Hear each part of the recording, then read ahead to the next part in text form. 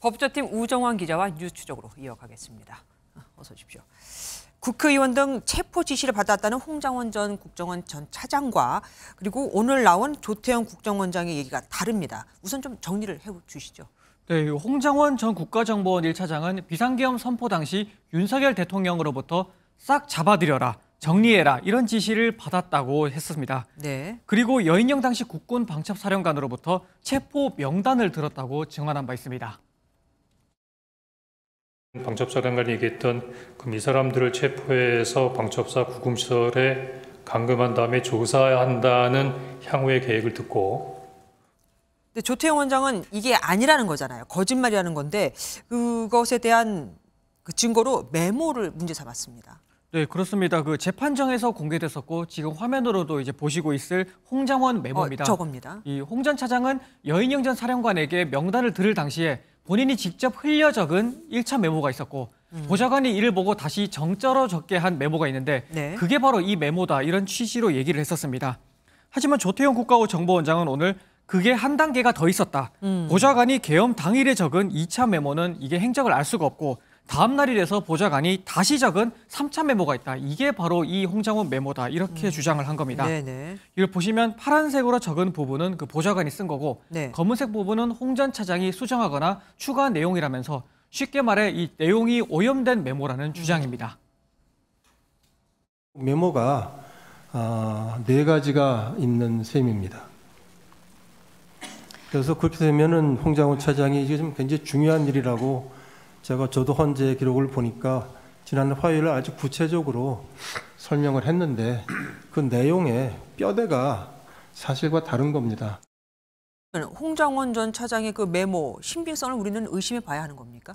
아무래도 홍 전 차장의 메모가 이 불완전한 부분이 있다는 것은 헌법재판관도 이 지적했던 사실입니다. 이 여전 사령관이 요청했던 거는 검거 지원인데 왜 메모에는 검거 요청이라고 적었냐고 재판관이 묻자 홍 전 차장은 그건 정확하게 기억 못한 것이다 이렇게 인정하기도 했었습니다.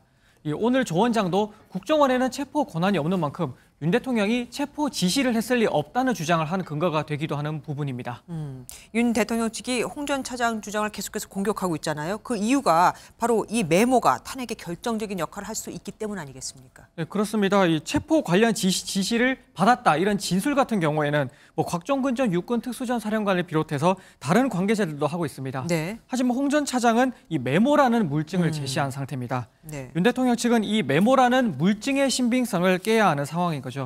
이 메모의 작성 시점 그리고 메모를 쓴 홍 전 차장이 야당과 짰다.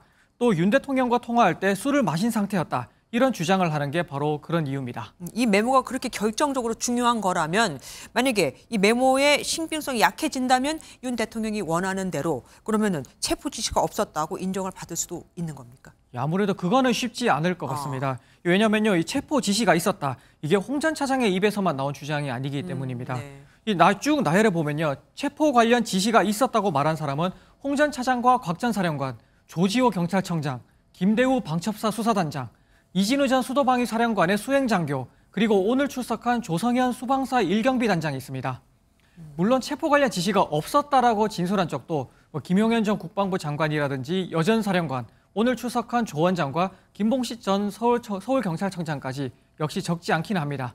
네. 다만 이들 같은 경우에는 모두 내란 혐의로 기소된 피고인이거나 피의자라는 점도 헌재는 고려할 걸로 보입니다.